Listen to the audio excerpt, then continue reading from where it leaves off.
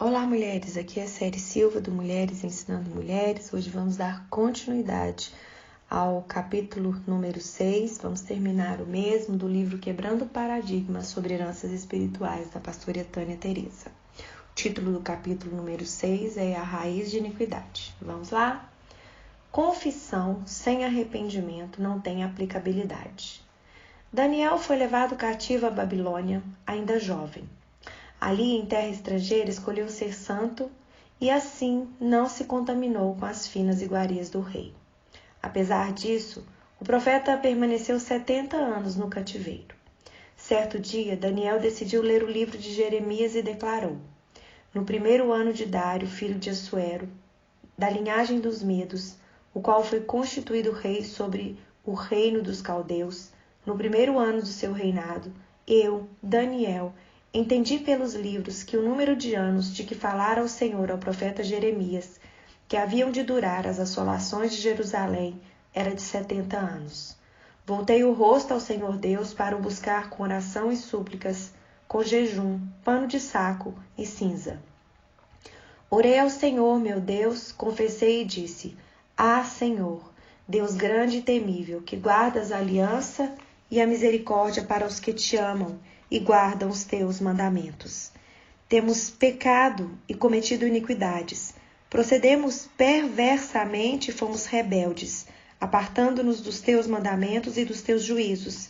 E não demos ouvidos aos teus servos, os profetas, que em teu nome falaram aos nossos reis, nossos príncipes e nossos pais, como também a todo o povo da terra. A ti, ó Senhor, pertence a justiça, mas a nós o coroar de vergonha, como hoje se vê. Aos homens de Judá, os moradores de Jerusalém, todo Israel, quer-os de perto, quer-os de longe.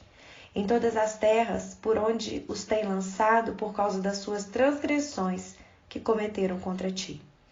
Ó Senhor, a nós pertence o coroar de vergonha, aos nossos reis, aos nossos príncipes e aos nossos pais, porque temos pecado contra ti. Ao Senhor, nosso Deus, pertence a misericórdia e o perdão, pois nos temos rebelado contra ele e não obedecemos à voz do Senhor, nosso Deus, para andarmos nas suas leis que nos deu por intermédio de seus servos, os profetas. Sim, todo Israel transgrediu a tua lei, desviando-se para não obedecer à tua voz.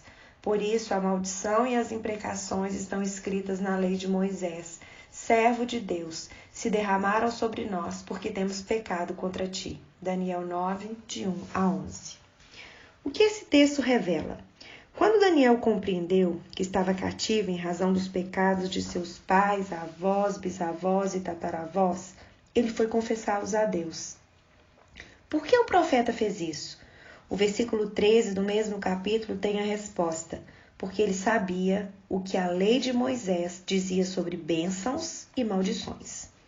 Mas se confessarem a sua iniquidade e a iniquidade de seus pais, na infidelidade que cometeram contra mim, como também confessarem que andaram contrariamente para comigo, pelo que também fui contrário a eles e os fiz entrar na terra dos seus inimigos, se o seu coração incircunciso se humilhar e tomarem eles por bem o castigo da sua iniquidade, então me lembrarei da minha aliança com Jacó, e também da minha aliança com Isaque, e também da minha aliança com Abraão, e da terra me lembrarei. Levítico 26, versículos 40 a 42.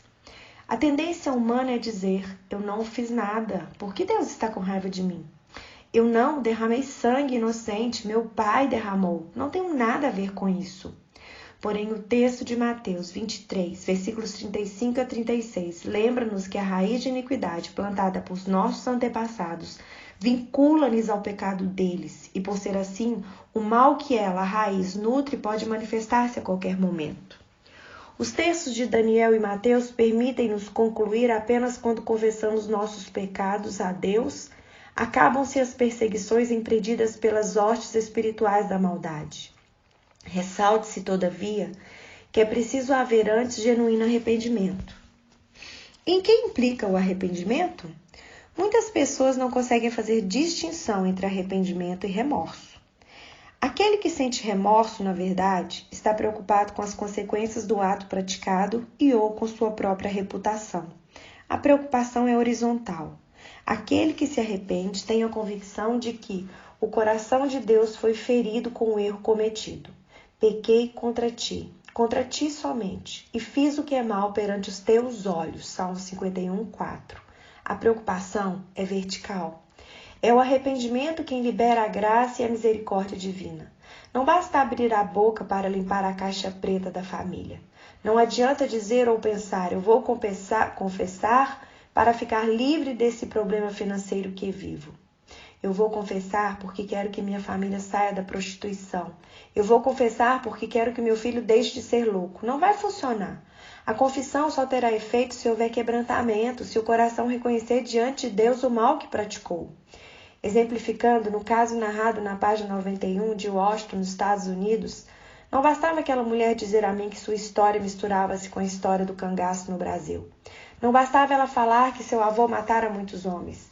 Para romper aquela herança, ela teria de dizer consternadamente a Deus: Senhor, meus antepassados desobedeceram a sua palavra e derramaram sangue inocente. Eles fizeram o que era mal perante os seus olhos. Eles foram sanguinários, deixaram viúvas e órfãos. Rejeito o que eles fizeram em nome de Jesus. Outro exemplo. Certa vez, uma mulher veio me procurar queixando-se de que tudo estava dando errado em sua família. Ninguém conseguia se formar, ninguém se casava, ninguém prosperava. Eu disse a ela que havia indícios de aborto em sua história porque tudo era prematuramente eliminado de sua vida. Ela confessou que fizera 3 abortos antes de gerar seu filho e disse: o negócio é orar? Então quero orar agora. Eu disse a ela que não seria daquele modo. Pedi que só me procurasse depois de assistir a um vídeo meu em que falo sobre as consequências espirituais do aborto.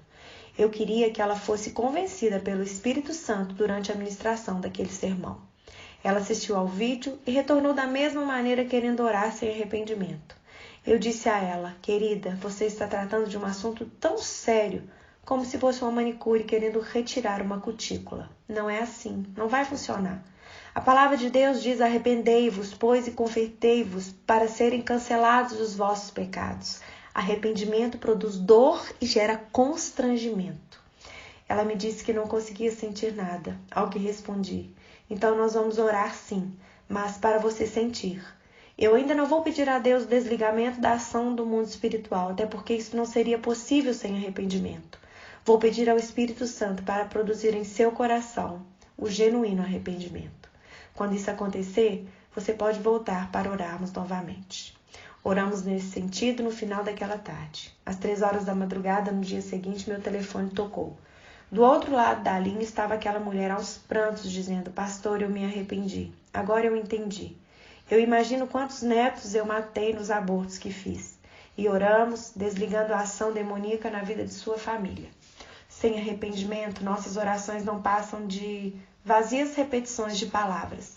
Se você encontra dificuldades para arrepender-se, peça convencimento ao Espírito Santo de Deus.